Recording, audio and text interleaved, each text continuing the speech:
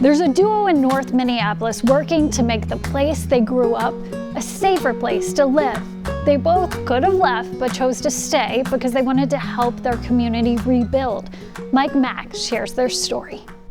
Home. I still feel like it's a part of home, right? I know the area, all the demographics. I know some of the history. Maya Johnson is a police officer on the north side in the 4th Precinct, and that means she is back home.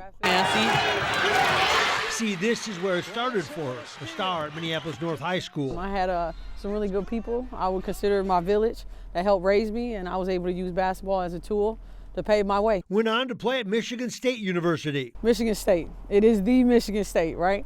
I loved it. It's a lot of tradition there, a lot of great people. I got the opportunity to earn my degree. She coached college and high school and is now coaching her 10-year-old daughter's teams on the north side. It was a couple officers that I had. And that's why it's important to her, because she knows that these times are tense.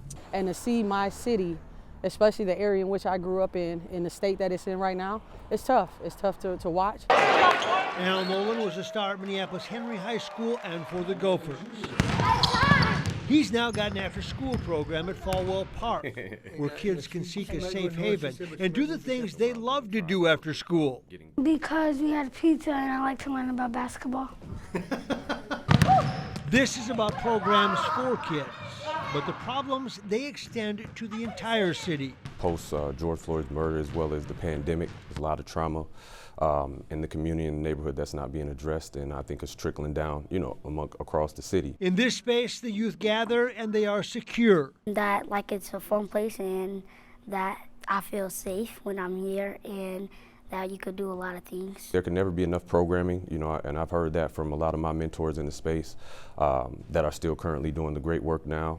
So there can never be enough, and we need to offer more services for our kids and for our community. Our presence is important. That's what Maya Johnson believes, and that safety starts by interaction with officers in the community. Giving them the opportunity to be able to build relationships with officers outside of just crime and responding to what's going on before it goes on, right? Oh yeah. Because this is her home, and this is where she wants to be, to participate, to raise her daughter, and to remind Minnesota that this north side, it's got a lot going for it. There's still, like I said, there's a lot of good things still happening right here in North Minneapolis.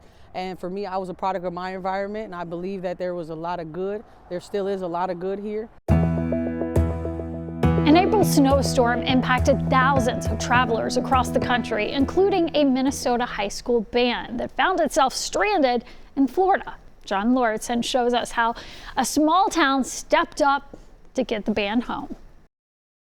We got a coveted spot. Several groups that were heading to Florida around the same time we were did not get a spot. For Norwood Young America band students, the Orlando trip is well earned. It takes them a couple years to raise just enough money so they can perform at Disney World. But when Sun Country canceled their flight back due to weather, the trip hit a sour note. You want some good news or bad news? More than 80 students and chaperones were stranded for 2 extra days. And finding a flight for 86 people proved to be very difficult. In Minnesota, Sandy Harms saw what was happening on social media. She knew that the band had to pay for hotel rooms and food with money they didn't have. This is going to be a huge expense on our families and our community, our school. As co-owner of Northside Grill, she and her business partner decided to donate to the band and then reached out to other businesses to see if they wanted to help. As soon as Sandy put the word out, 17 local businesses stepped up. And within 3 days, they raised more than $10,000. Businesses were coming in left and right just to donate to help our kids get home. Sandy is a former school lunch lady, but other than that, she wasn't connected to the students. Take care of the financial side was super emotional, especially since Sandy and crew didn't have somebody on the trip. A small town gesture that wasn't lost on the band. I think it's amazing. Like, this community really just comes together whenever anyone's in need and they just help out. You got all the local businesses there to help you out when it's needed and stuff, so that's pretty cool to see. In Norwood Young America, John Lauritsen, WCCO 4 News. That's our show. We hope that it lifted you up and maybe even inspired you to do some good.